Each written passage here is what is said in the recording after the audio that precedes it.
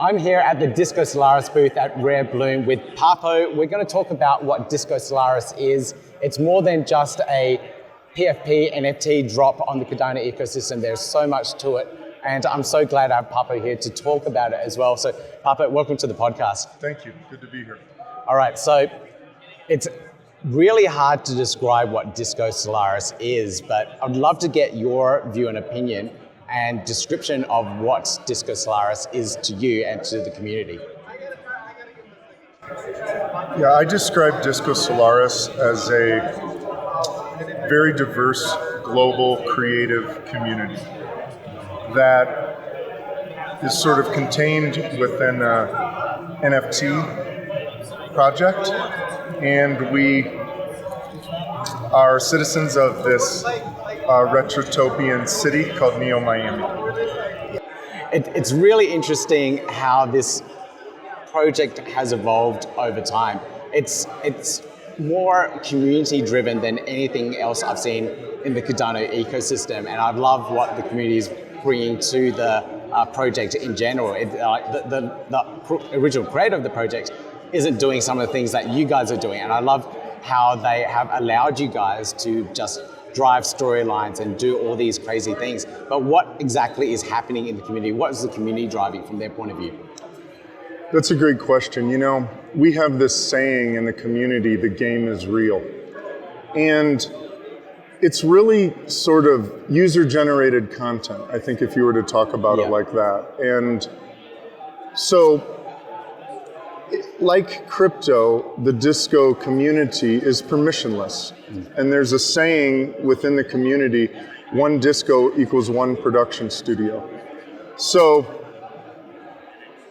I think, you know, part of what we do is just whatever we want to do. You know, I noticed the CNFTCon interview with Amber. She mentioned, they asked her about how does the community creation happen, and she said they just do it. Yeah. And what I think is best, what Disco, the founders, Dot, has done best is allow space for community creation. Personally, I'm responsible for the coin, Discoin. Yeah. And I did that because I knew that it would be difficult for them to do it from their founding entity, and that if we had a community created coin, that we could pair it with the NFT. So I didn't ask permission to do that. Yeah. And there was a reason for that was strategic, but it also, that's the type of community that it is. You can come in, you can create, and it really supports that. And it's sort of, I was saying this morning, but Miami is sort of the epicenter of this creative renaissance. And we've been using that word a lot, this creative renaissance. And so I think that what the founders do best is allow space and create opportunities for people to bring whatever they can bring to the project and the community. And there's definitely a lot of creativity being brought to the space, and I absolutely love that. But I want to just go back a little bit and find out exactly what drew you in. What drew you into the space, the Disco Solaris space, and what made you stay? Great question. I'd been in crypto a long time. I had been in Cardano a long time. And my stepdaughter actually asked me to come take a look at Disco Solaris for her. I think she was hesitant, I could see it. But she saw something in the community there too. I hadn't been in any NFT projects or PFP projects before. And so I came to check it out at her request. And I lurked on the Discord for a while, and I've been on Discord a lot over the years in crypto. And I was really in awe, and I don't use that word lightly. I was in awe with the community that was happening and the love that was going around and the support. I was used to like dry builder discords, but this was a real community, and I just it actually restored my faith in humanity a little bit. Because it opened my heart, and I started to kind of fall in love with these people. And I bought a few discos, and then I thought, how can I add value to this family? And started building in the community, bringing what I had to bring, which some crypto knowledge and some stuff like that, and some resources, and off it went. And that's amazing. Yeah, yep. Absolutely amazing. And now like we're seeing, what drew me into the space for Disco Solaris was the music and the vibe of the whole dystopian environment. So we have some of the artwork here. It looks absolutely amazing. But what cemented me with that was Amber's music and listening to that. So I kind of like could visualize and get a feeling of what the kind of world they're trying to create. Like some people think it's kind of, for me, it's what I vision as a metaverse, because the mind has all that room to explore and create a whole new world, more than these like 3D games that you play. It's a controlled metaverse. It doesn't let the mind explore it. And I find this, with the storyline that the community is creating as well, opens up so many more things. And now with the disco coin as well, and there's so many aspects, someone else might take that and build something new and creative off that. So that's absolutely amazing. Absolutely love it. So what made you want to create that coin? Like what was the purpose? Great question. Well, you know, beneath the PFP is an asset. Yeah. A non-fungible token. And I thought, well, how can I add value? There's a lot of story here, but okay. I'll tell you the technical piece, then I'll tell you why. Yeah. Right. Yeah. I thought, how can I add value? Where very concretely, I can figure out a way to distribute value to token holders. Right. It wasn't a new idea to have a fungible token attached to the NFT or to have a community that has a currency within it. It wasn't a new concept. But the story behind the Charles NFT, because we actually fractionalized this NFT, I think we were the first to use Furcada version 2 in production. Yeah, okay. So someone had purchased the Charles NFT, and I'm in the community with my PFP, and he's wearing the Charles PFP, and I'm thinking... That's cool, yeah. It's cool, but I'm also thinking, Charles is a real guy. Yeah. And, you know, I've gotten to know him, you know, over social media and stuff over the years. For us, for the game to really evolve, we need to do something with Charles. Yeah. And so I bought the PFP from the owner. Yeah. And then we decided to fractionalize it. Yeah. And distribute it to the holders of the NFTs as a fungible token. Yeah. There's a lot of reasons behind that, because we wanted to experiment with the technology of fractionalization, and so there's a little bit of history here, but the spirit behind it was really that, you know, these are my family. Yeah. I want to economically empower them. Yeah. Right? We're coming off of this, you know, I'm watching my local community get wrecked by a government that says you can't go to work, and then they're printing money like crazy. Yeah. Right? Yeah. I'm thinking, we can do that here. We're declaring sovereignty in Neo Miami, and you know, when I got my Uniswap airdrop, it was $8,000. That's a life-changing. That's a life-changing experience. And so, as I got to know everybody, I thought, I want to do whatever I can to enrich and empower this community.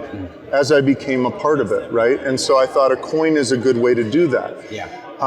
And it was also the ability to experiment with the technology. Yeah. And in a lower stakes environment. Yeah. So that's what was behind it. But of course, as soon as we launched this, I'm thinking about version 2 of Discoin, sidechain, you know, the possibilities within Cardano, the experimentation and what we can do with that. So, you know, I have a particular interest that I bring. I got into crypto because of sort of the cypherpunk side.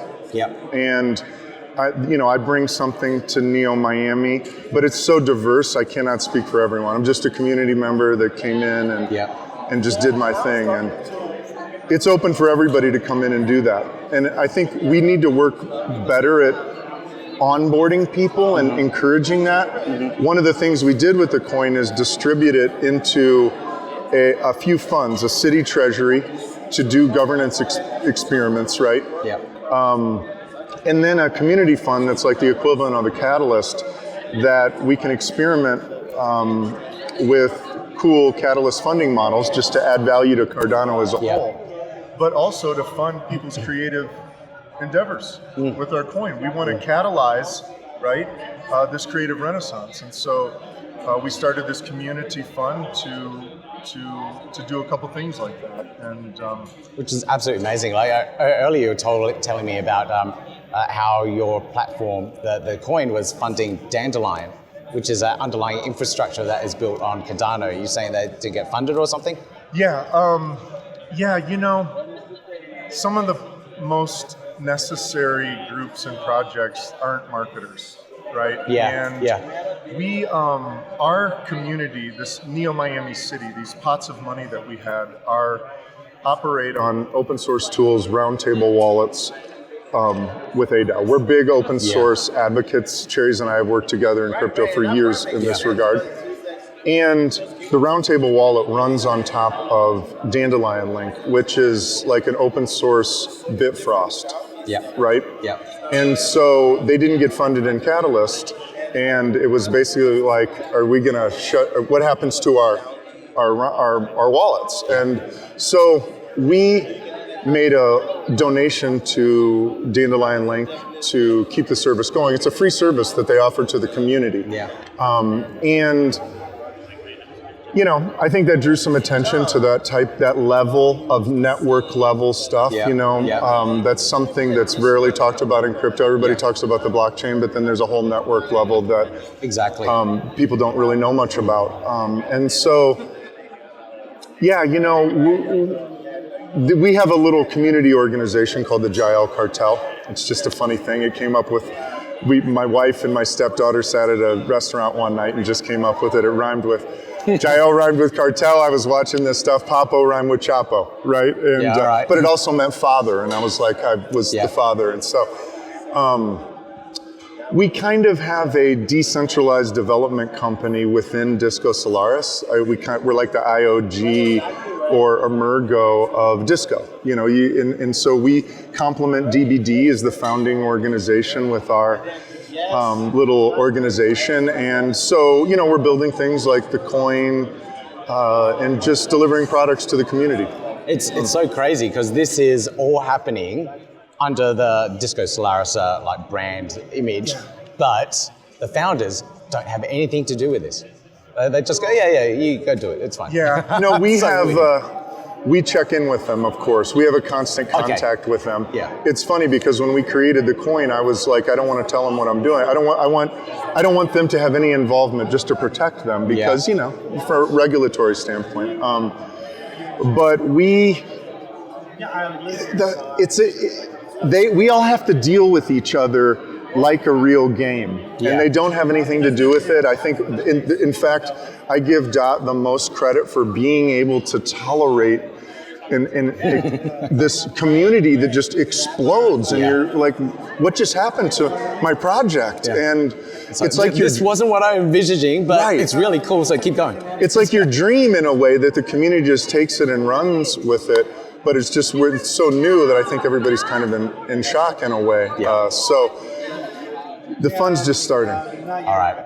Now, there's another community aspect that was really cool over the last two events.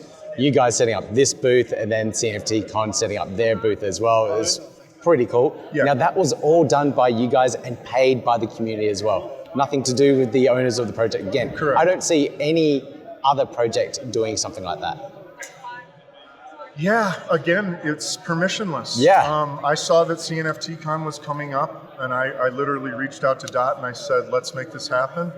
And I'm going to put this money down, I'm buying the booth, and you just get yourself to the US. So cool. But this is part of skin in the game, right? The psychoeconomic force of crypto. Once I became a disco, I just brought my resources to the game. And I'm thinking, how could we not be at CNFT Con? And so, you know, I think it's part of the permissionless piece of it. We can just make this happen. It's a community group that does it, you know, and I love that. I really love that. There's some really cool, amazing examples of what the community is doing. Now, I'm pretty sure a lot of people are excited about this as well, potentially want to check out the community, join and get a PFP maybe. How do they go about doing that? Great question. DiscoSolaris.com would be your touch-in point. Twitter handle, Disco Solaris, at Disco Solaris, and there'll be a Discord link in that profile. The Discord, and sometimes I joke around and say, the Metaverse is Discord. Yeah. Right? Yeah. But that's where the magic happens. That's where we all come together on these community channels. Yep.